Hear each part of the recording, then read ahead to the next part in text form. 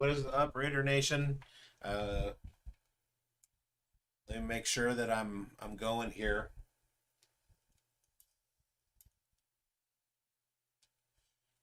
All right, here we go. What's up, Raider Nation? It is instant reaction time.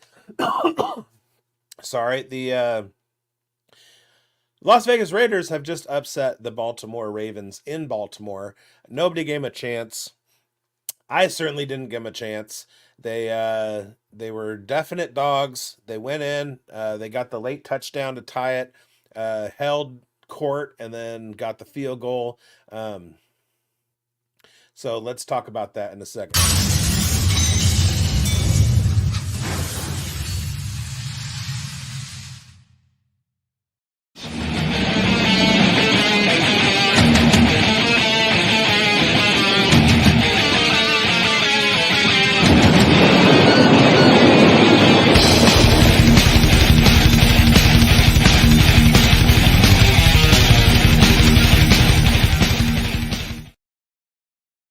All right, just getting this out to all of Raider Nation, and I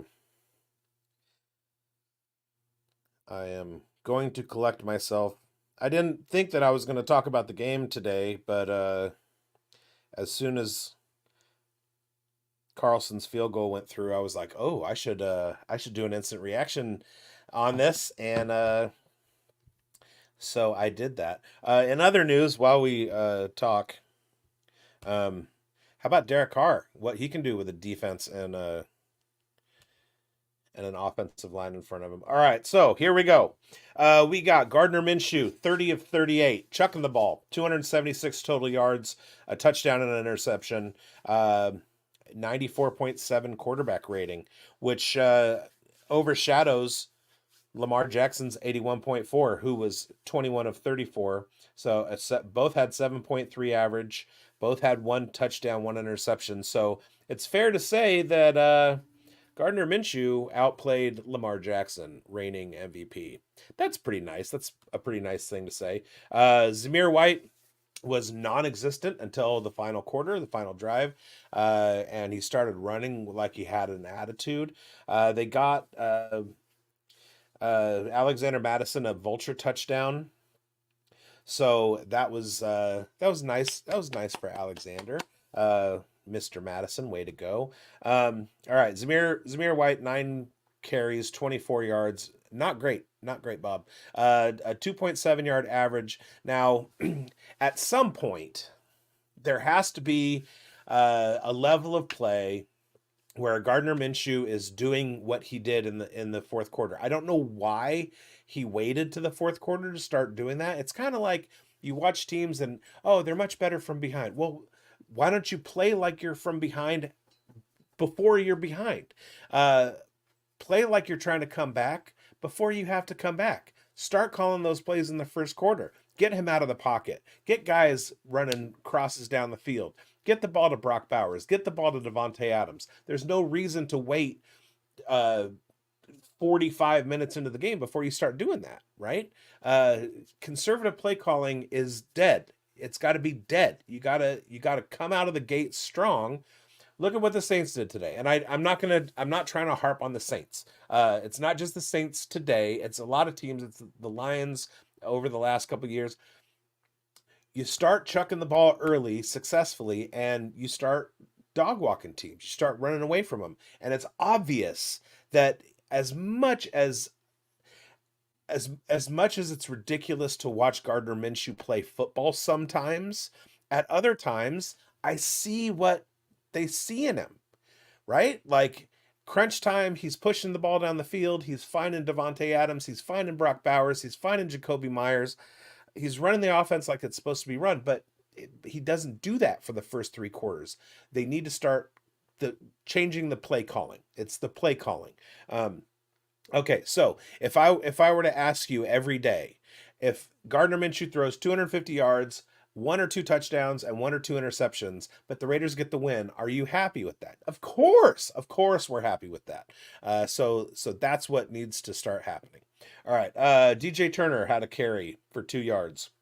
Alexander Madison had 4 carries for 1 yard, and one of those was a touchdown. That his 3 yard carry was for a touchdown.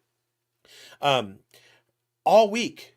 Oh, maybe they should go to Alexander Madison. No, Zamir White is the guy. He got vultured for a touchdown, but even at 2.7 yards per carry, his efficiency was much better than Madison. They're both dealing with the same offensive line. This week it was Cody Whitehair out. Uh, Andrews Pete in. Let's get Jackson Powers Johnson in there as soon as possible, please. Colton Miller is obviously not 100% at this point. Thayer Munford was, I mean, let's be fair. Baltimore has a pretty fantastic front. And of course, Thayer Munford got beat a little bit, right? But it's incumbent upon Minshew to work the pocket. There was one sack that he took that was they were down towards the goal line, and it turned out to not matter, but it's just a sack you can't eat down there, buddy. Let's clean that up. And Jamie Pirog in the chat with thanks for beating the Ravens. You're welcome. I didn't have anything to do with it. Unless they could hear me yelling at my TV through the TV into the stadium in Baltimore and that affected the gameplay, then you're welcome. But unless that happened, I had nothing to do with it. But thanks for getting in the chat, Jamie. I appreciate you. Totally impromptu, not even announced live stream, and you're here, and I love that. All right, Amir Abdullah, 2 carries for 1 yard. So we've got average yards per carry of -1 for Minshew, 0.5 for Abdullah, 0.3 for Madison, 2 for DJ Turner on 1 carry, and 2.7 for Zamir White. Zamir White is obviously the alpha in this running back room, which is crazy to say with his 69 total yards for the season in 2 games. But yeah, the announcers kept saying all day, well, Antonio Pierce wants to establish the run. Of course they want to establish the run. That is the fundament of football. And going into the season, we were looking at Zamir White and his 4-game sample from last year, and he was averaging 21 yards a carry. The thing is, you have to be able to like sustain that for a while. Now, this game is so promising for what the future has to offer for what the Raiders are going to be able to do on defense. Number one, this is all on tape. This offense is now all on tape. With that said, defenses aren't going to be able to stack the box anymore. They're going to have to give the Raiders room to open up the running game. It's gonna have to happen at some point. Otherwise, you're gonna do what I'm trying to tell Luke Getsy and start calling Gardner Minshew bootlegging and finding guys downfield from the get-go. And that's going to open up the run game. We saw a similar thing last year with Jimmy Garoppolo, where people knew, like defenses knew, DC is new in the first 8 games of last season. Jimmy Garoppolo has a spaghetti noodle for an arm, and he's not going to be able to find anybody downfield. So put 8 in the box, and it really, really hurt Jacobs last year. And he felt disrespected and moved on. Well, Zamir White is dealing with the same issue right now. Defensive coordinators do not think that Gardner Minshew is going to be able to beat him. I would think the same thing. I was telling people in fantasy all week, Malik Willis is not going to do it for Green Bay. So they're going to see 8 guys in the box. Jacob's going to have no room. Marshawn Lloyd's not going to do anything. Emmanuel Wilson's not going to do anything. It's a similar situation. Now, when Jordan Love is out there, it's a whole nother ball game. That may or may not be an Aiden O'Connell tweet. But as of now, with Gardner Minshew as our starting quarterback, you have to do what defenses don't think you're going to do. And what happened in the first half and the first 3 quarters, they played right into the Ravens' defensive game plan. They couldn't run the ball, and Gardner Minshew tried to stay in the pocket. That's not how these guys are going to win. And if we could please not make that, if this 2024 Raiders team turns into the Cardiac Kids, I don't know if I'm going to survive. All right, what's up, Dynasty Football Key? Alex, my partner over on Player Profiler, he also does the Cowboys. DFK, the Cowboys. Wow. I'd like to see your response on that game. My boy Derek Carr and all that stuff. All right, and yeah, Bowers had 9 receptions. I'm gonna get there, Jamie. I'm gonna get there. Let me like peel off onto tangents and stuff like that. Um, okay. Now to the receiving game. Like I said, notes. We had Gardner Minshew 30 of 38 for 276 yards. Of course, 12 targets to Devontae Adams, 9 receptions, 110 yards, and a touchdown, average of 12.2 per catch. Of course, that's what we need to see from Devontae Adams. Most of that came in the second half.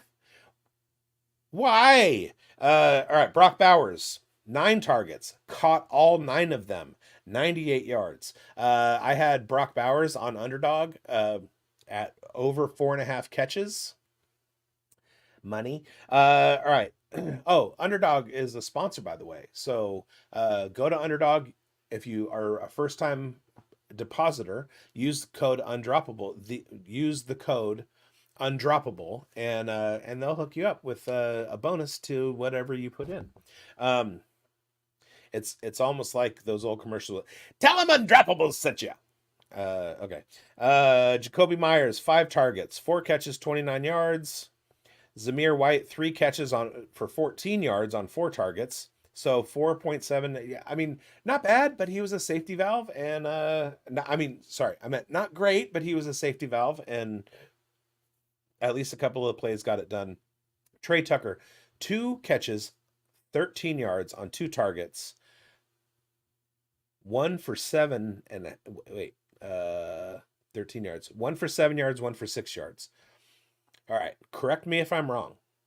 Trey Tucker is the deep threat, take the top off the defense guy. Let him do wind sprints. If he's only going to see 2 targets, let those targets be 45 yards down the field.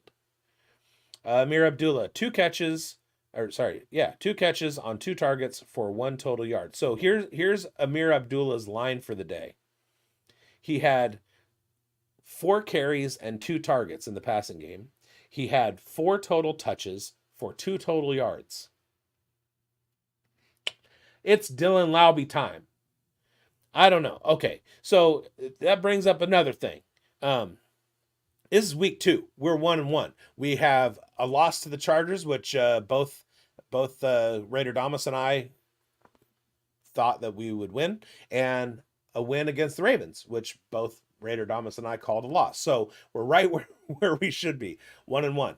But the question is now the time to start making drastic changes, like getting Amir Abdullah, who is washed, out, bringing Dylan Laube in, who may not know what the hell he's doing out there, but he's not fucking old. And Jamie, obviously you didn't watch any of my other shows this week because I said to bench Madison. All right. Okay. We also had Harrison Bryant with a target that he did not catch.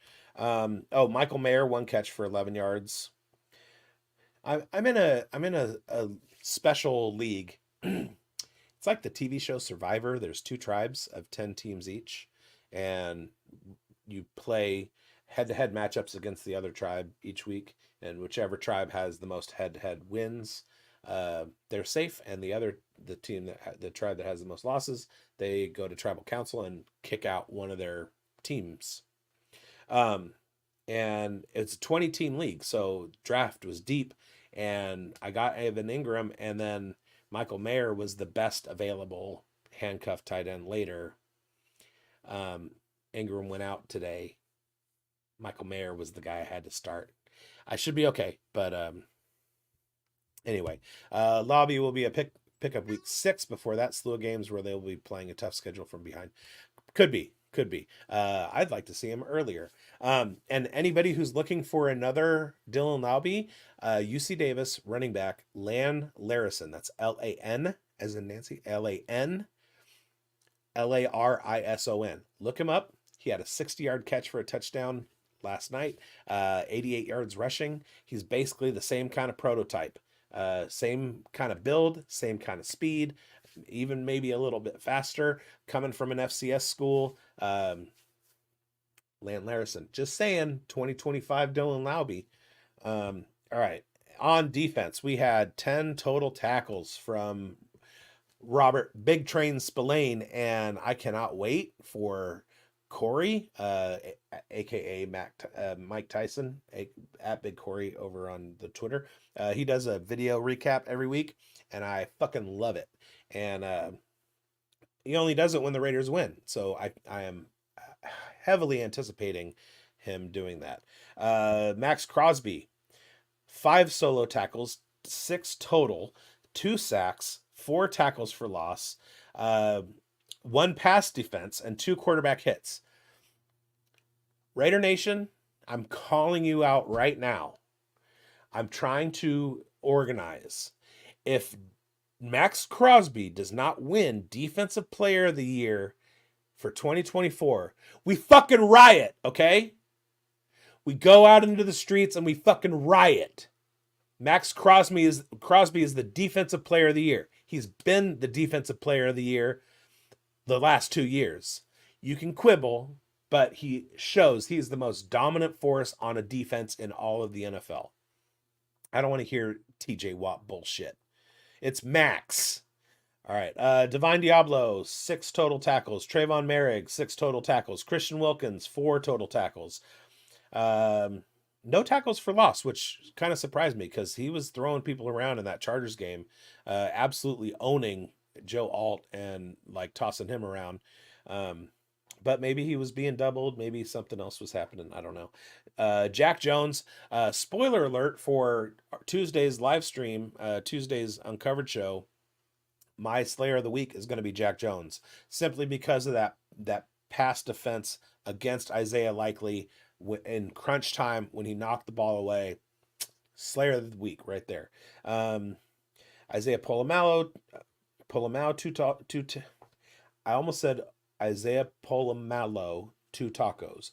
Isaiah Polamalu, 2 tackles. Jacorian Bennett, 2 tackles, 2 passes defended. Jack Jones also had 2 passes defended. Raiders had 7 total passes defended.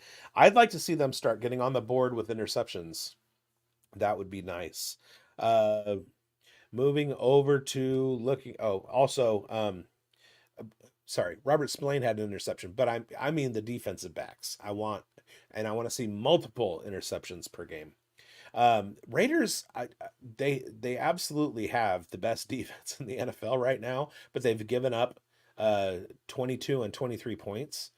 They should be averaging giving up 15 points. It's just the offense can't keep the defense off the field. Amir Abdullah, 2 kick returns for 60 yards. One of them was for 35 yards. And Trey Tucker, 3 punt returns for 16 yards. And then Daniel Carlson, Legatron out here doing work, 4 for 4. That if I add that up, that's 12 points from Daniel Carlson's leg alone. Long was 53. He hit his 2 extra points on the 2 Raiders touchdowns. And AJ Cole doing things. 54-yard punt was his long. 3 punts for 128 yards and 42.7 yards average. Like I said, Lamar Jackson, fewer passing yards than Gardner Minshew. Same average per completion, same touchdowns, same interceptions. He was only sacked twice to Minshew being sacked 5 times. But when you watch the Raiders defense get behind the line of scrimmage into Lamar Jackson's face and watch him wiggle out, and then you watch Gardner Minshew just eat fucking helmets. It's no wonder that it was 5. He was sacked 5 times to Lamar's 2. Derrick Henry turned it on in the second half, which I kind of predicted. I knew, just judging from what J.K. Dobbins did to us in that Chargers game, it's going to be the second half that the other team's run game is really going to start hurting us. And Derrick Henry showed that. 18 carries, 84 yards, and a touchdown. I had him in underdog too. I think I want to say 56 yards was the over on that, so that's more money. Zay Flowers had a game. I in my fantasy shows, I gave the Raiders pass defense too much credit. Uh, I thought they'd be at least manning up some people. They played a lot of zone, and Zay Flowers apparently is really, really good at reading zone coverages and getting into spaces where he can make catches. 11 targets, seven of those caught, 91 yards and a touchdown. Mark Andrews is not dead, y'all. Four catches on five targets for 51 yards. Isaiah Likely, everybody's huge pickup of the week, two catches on three targets for 26 yards. Derrick Henry caught one for 12 yards. Nelson Aguilar, one of Derek Carr's old, let me make a career year for you. And that's about it. So, and then Marlon Humphrey had an interception. Those are the only things of note. Justin Tucker, not as good. Long was 48. He missed a field goal. Granted, it was over 50 yards, and apparently he can't do that anymore. He can sure hit one off a tee for 70, but he can't in a game hit one for over 50, I guess. All right, let's run down the team stats real quick. All right, first downs, 21 for the Ravens, 18 for Las Vegas. Raiders had both teams had 14. It was the rushing first downs that made the difference. First downs from penalties, another difference. Raiders had 3 first down from penalties. The Ravens had 2. Third down efficiency was pretty close. Raiders were 4 of 12. Ravens were 3 of 11. Fourth down efficiency, Raiders didn't get their one attempt. The Ravens did. Total plays, 60 for the Raiders, 63 for the Ravens. Total yards, 260 for the Raiders, 383 for the Ravens. They both had 12 drives.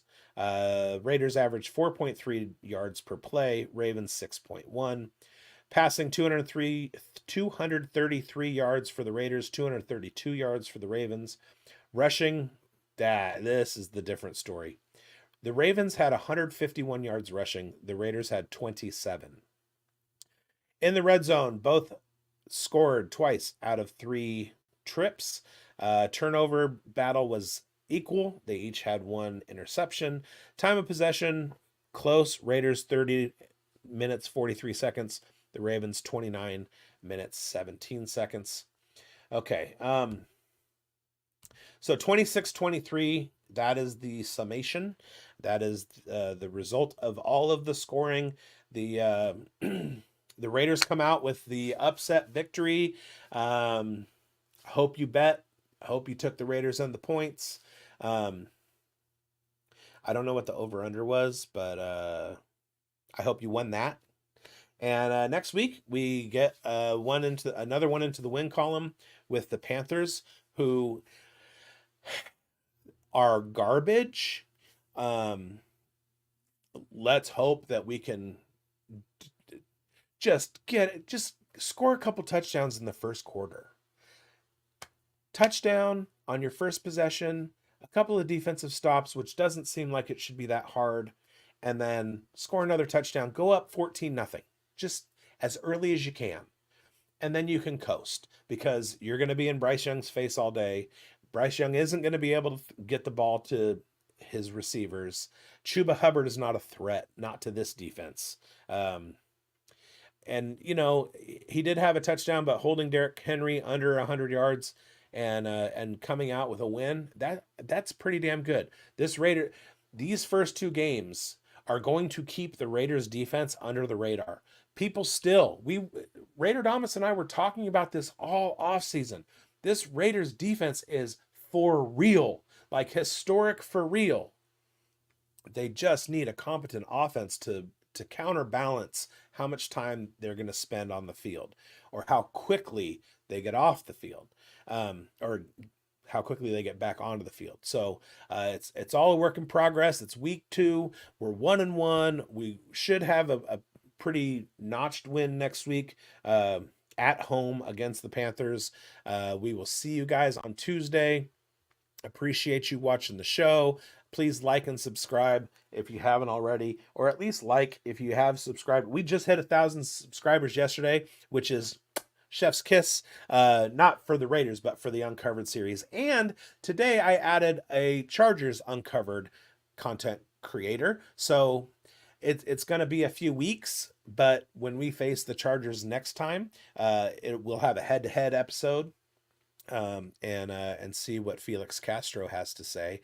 Other than that, you guys, thanks for watching, and I'm gonna get out of here. And I was gonna drink some whiskey to drown my sorrows, but now I think I'm gonna go drink some whiskey to celebrate. Fuck the Broncos.